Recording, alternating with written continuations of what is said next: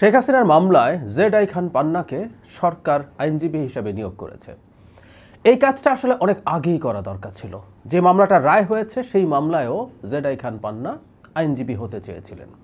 এখন প্রশ্ন করা যায় যে শেখ হাসিনার পক্ষে কি আইনজীবী দেয়া যায়, মানে কেউ চাইলেই কি হতে পারেন? শেখ হাসিনা যেহেতু পালিয়ে আছেন, তিনি আদালতে আত্মসমর্পণ করেননি, তাই তার ইচ্ছে মতো আইনজীবী আসলে দেওয়ার সুযোগ নেই, এটা আমরা জানি। কিন্তু রাষ্ট্র তো একজন আইনজীবী ঠিক করে, সেটা যারা পান্নাকে ওখানে সংযুক্ত করা খুবই উচিত ছিল রাষ্ট্রপক্ষের হয়ে। এখন যেটা করা হচ্ছে, রাষ্ট্র তাকে আইনজীবী হিসেবে নিয়োগ করছে। পরবর্তী মামলার জন্য নিয়োগ পাওয়া আইনজীবী জেড.আই খান পান্না সাংবাদিকদেরকে বলছেন, আমি একজন ফ্রিডম ফাইটার, ৭১ আমি যুদ্ধ করেছি বঙ্গবন্ধুর নেতৃত্বে, তার আহ্বানে পাকিস্তান হানাদার বাহিনীর বিরুদ্ধে। তার কন্যা উইদাউট প্রপার ডিফেন্স, আগেও প্রপার ডিফেন্স ছিল, আমি কাউকে ছোট করছি না, আমার কাছে মনে হচ্ছে তাকে আরও প্রপার ওয়েতে ডিফেন্স দেওয়া দরকার। দ্যাটস ওয়াই আমি স্টেট ডিফেন্স। আমি প্রথমে বলেছি on behalf of Sheikh Hasina, তো আদালত বলেছেন যে এটা তো আপনি পারেন না, বিকজ শি ইজ ফিউজিটিভ। আমি তখন বলেছি ওকে, প্রসিকিউশন বলো স্টেট ডিফেন্স, আমি বললাম আমার কোনো আপত্তি নেই, দ্যাটস অল। তার মানে রাষ্ট্র জনাব পান্নাকে শেখ হাসিনার আইনজীবী হিসেবে নিয়োগ করেছেন। উনি চাইতেই পারেন, উনি একেবারে পাড়া আওয়ামী লীগার। আমাদের নিশ্চয়ই মনে আছে একজন নির্বাহী ম্যাজিস্ট্রেট ডক্টর ইউনুসকে নিয়ে, মানে তিনি একজন প্রজাতন্ত্রের কর্মচারী হয়ে এই প্রজাতন্ত্রের যিনি সরকার প্রধান, তার বিরুদ্ধে অত্যন্ত আজে বাজে কথা লিখেছিলেন। তখন জনাব পান্না তাকে স্যালুট ট্যালুট করবে টাইপের কথা বলেছিলেন। ফাইন, করুক, এবং উনি ডিফেন্ডও করুক, তাতেও সমস্যা নেই। আমরা আসলে একটা কথা বারবার বলার চেষ্টা করেছি, কেউ কেউ আমাকে ভুল বোঝেন এতে। সেটা হচ্ছে এই, মানে এখন যেটা হয় আর কি, মানে শেখ হাসিনার প্রতি বিরাট ক্ষোভ বিদ্বেষ এখন অনেকের দাঁড়িয়ে গেছে। শেখ হাসিনা যেহেতু পালিয়ে আছেন এবং আমরা তার অনুপস্থিতিতে বিচার করছি, ইন অ্যাবসেন্সিয়া বিচার। আমি বহুবার বলেছি শেখ হাসিনার রায়ের পর, আবারও একটু বলতে চাই, ইন অ্যাবসেন্সিয়া বিচার মানবতা বিরোধী অপরাধের মতো অপরাধের ক্ষেত্রে কোনোভাবেই স্ট্যান্ডার্ড, ইন্টারন্যাশনাল স্ট্যান্ডার্ড না। আন্তর্জাতিক অপরাধ আদালতে কারো বিচার ইন অ্যাবসেন্সিয়া হতে পারে না। কিন্তু আমরা করছি, আমরা করে খুব খারাপ করে ফেলছি, সেই তর্কেও ঢুকছি না আমি। কিন্তু যেহেতু আমরা করছি, এটা নিশ্চিত করা জরুরি যে শেখ হাসিনা ভালোভাবে ডিফেন্ডেড হয়েছেন। গত যে মামলাটার রায় হয়েছে ওটা নিয়ে ফাজলামো হয়েছে।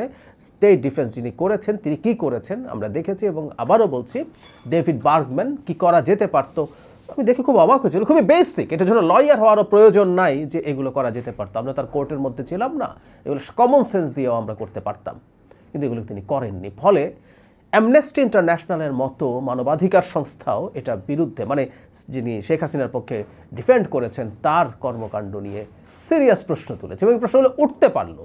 যদি আমাদের প্রথম মামলাটাতে জেড.আই খান পান্না থাকতেন, তিনি তার মতো করে নিশ্চয়ই সিনসিয়ারলি সিরিয়াসলি ফাইট করতেন, যদিও কোনো লাভ হতো না বলে আমরা বিশ্বাস করি। কারণ ডেভিড বার্গম্যানও তার লেখায় বলছেন, এটা আমরা নিজেরাও জানি, অত্যন্ত শক্ত তথ্য প্রমাণ সাক্ষ্য আমাদের হাতে ছিল, তো সেটা দিয়ে আসলে পারা যেত না। কিন্তু প্রসেসটা নিয়ে এই যে একটা প্রশ্ন আসলো, সেই প্রশ্নটা আমরা এড়িয়ে যেতে পারতাম। এবং এই রায়টা হয়ে গেছে, আমি যতদূর জানি এটা আপিল করা যাবে না, যেহেতু তিনি পালিয়ে আছেন। আপিল করার জন্য তাকে যে কেউকে আত্মসমর্পণ করে আপিল করতে হয়।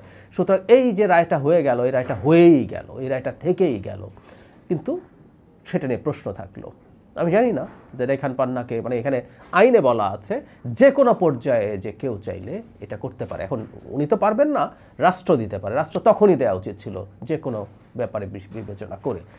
আমি ধারণা করি, আমি জানি না এটা নিশ্চিত কিনা, আমি ধারণা করি রাষ্ট্রপক্ষ বা সরকারও খুব দ্রুত একটা রায় করিয়ে ফেলতে চেয়েছিল। জানাব জেড.আই খান পান্না আইনজীবী হিসাবে যদি রাষ্ট্রপক্ষ তাকে দিত, হয়তোবা, আমি নিশ্চিত নই, হয়তোবা এই মামলা পিছিয়ে যেতে পারত।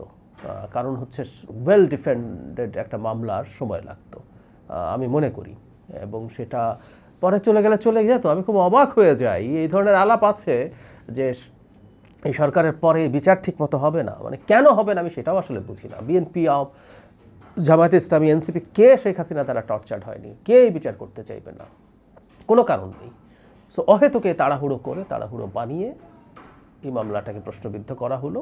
যাই হোক, ভবিষ্যতের মামলাগুলোতে জেড.আই খান পান্না যতগুলোতে তিনি ডিফেন্ড করতে চান শেখ হাসিনাকে, সেই সুযোগ থাকা উচিত। বা আর কেউ যদি এরকম আগ্রহী হন, রাষ্ট্রপক্ষ তাদেরকে এই মামলায় লয়ার হিসাবে নিয়োগ করুক। আমরা এটার পৃথিবীর সামনে নিশ্চিত করতে চাই যে আমরা শেখ হাসিনার বিচারের ব্যাপারে প্রত্যেকটা জুডিশিয়াল প্রসেসকে ঠিকঠাক মতো ফলো করছি।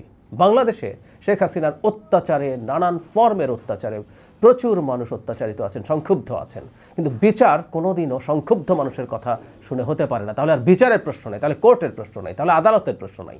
ধরে টরে এসব বাদ দেন, আমরা অপেক্ষা করি শেখ হাসিনা আসলে আমরা বিচার করে ফেলবো, এসব বলা উচিত। কিন্তু এই রকম একটা গ্রুপ তৈরি হয়েছে যারা এই ধরনের কথাবার্তা বলার চেষ্টা করছেন। একটা স্টেটের বোঝাবুঝি খুবই লিস্ট, খুবই নমিনাল তাদের। তারপরও এই কারণেই বলি যে সরকারের বা আদালতের উচিত হবে এগুলোতে কর্ণপাত না করে একেবারে জেনুইনলি বিচার করা।